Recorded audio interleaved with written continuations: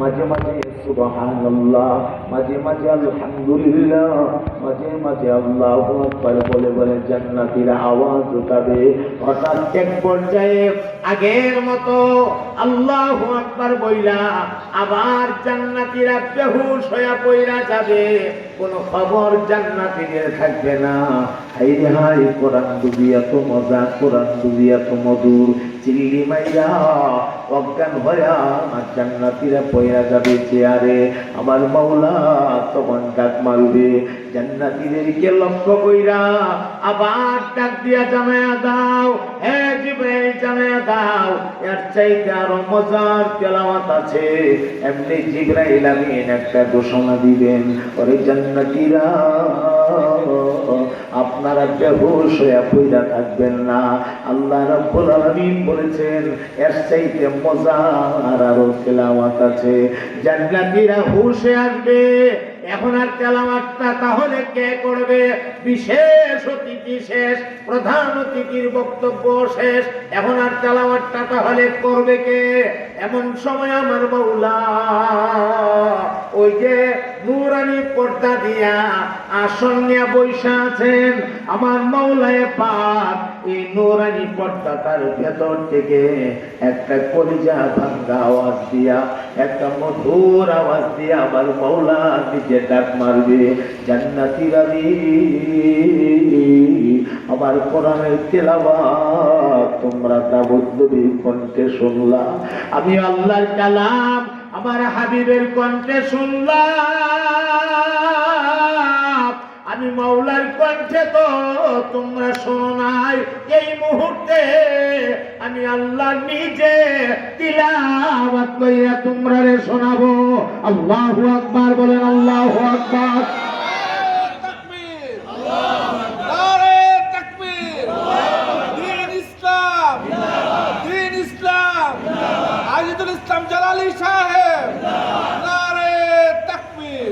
আমার ভাইরা, আমার মাওলা যদি তেলাওয়াত করে গো, তখন যে কত মজা লাগবে, কত মধুর লাগবে, কলিজায় কত শান্তি লাগবে। এই শান্তি আমি আপনাদেরকে কেমনে বুঝাই?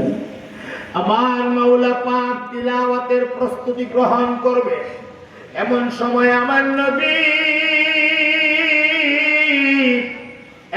নবীর উম্মত কান লাগায় কথাটা শোনেন। এমন সময় আমার নবী পাক আমার মাওলা পাকের পাশের আসনে বসা, আমার আল্লাহর চেহারা নোয়ারের দিকে তাকায় ডাক মারবে, ওগো আমার আল্লাহ, আপনি তেলাওয়াত করবেন, এর চাইতে আনন্দের আর কোনো কথা হইতে পারে না। আমরা আপনার তেলাওয়াত শুনবো, আজকে আর চেয়ে বড় কোনো নিয়ামত আর হতে পারে না। কিন্তু একটা প্রস্তাব আপনার প্রতি, আপনি না বলছিলেন আপনার বান্দা বান্দীদের সাথে আপনি সরাসরি মোলাকাত করবেন? সুবহানাল্লাহ বলতে ইচ্ছে করে না? এটাই কি আপনার মোলাকাত? যদি এইটাই মোলাকাত হয়, আপনার চেহারার মধ্যে রুমাল কেন, পর্দা কেন? কথাটা খেয়াল করতেছে? এটাই যদি মোলাকাত, আপনার চেহারার মধ্যে নূরানি পর্দা কেন? আমার নবী তখন ডাক মারবেন, গো আমার আল্লাহ, আপনার ওয়াদা আপনি রক্ষা করুন। সমস্ত জান্নাতীরা এই নূরানি পর্দার ভেতর থেকে আপনার তেলাওয়াত শুনে যদি সন্তুষ্ট হয়ে যায়, আমি নবী মানব না। আমি আপনার হাবিব আপনার প্রতি বিনয়ের সাথে প্রস্তাব জানাইলাম, এই রুমালটা সরান, আমরা সরাসরি আপনাকে ডাইরেক্ট দেখতে চাই, ডাইরেক্ট দেখতে চাই। যেই মাত্র আমার নবী পাক এই কথাটা বলবে, আমার আল্লাহ নিজের কুদরতি দুইটা হাত দিয়া রুমালটার মধ্যে ধইরা একটা টান দিয়া এই রুমালটাকে আমার আল্লাহ উপরে উঠে দিবে। আল্লাহর নূরানি চেহারাটা আল্লাহর বান্দা বান্দির সামনে একদম খুইলা যাবে। এমন সময় যে কেমন শান্তি লাগবে, কত যে শান্তি লাগবে, কত ভালো লাগবে। এই ভালোটা আপনাদেরকে আমি কোন ভাষা দিয়া বুঝাই? এটা বুঝানির জিনিস না, এটা অনুভব করায় দেওয়ার জিনিস না, এটা অনুভব করে দেওয়ার জিনিস। হাইরে কেমন জানি শান্তিটা লাগবে। দুনিয়ার একটা প্রেমিক একটা প্রেমিকের লাগিয়া কত পাগল হয়ে যা, দেখবার লাগে পাগল পারা হয়ে যা, খাল বিল ভাইয়া সব কষ্টকে সহ্য কইরা প্রেমিকার কাছাকাছি পৌঁছাইতে পারলে মনে করে আমি সফল। কথা বলে না, ঠিক কিনা? আমরাও সারা জীবন অনেক দুঃখ করব, কারণ ইমানদারের জীবনে দুঃখ থাকবে, ঠিক কিনা? ইমানদারের জীবনে দুঃখ থাকবেই, এটাই পরীক্ষা, এটাই আল্লাহর নিজাম। আপনি যদি ইমানদার, দুঃখ আপনার থাকবেই।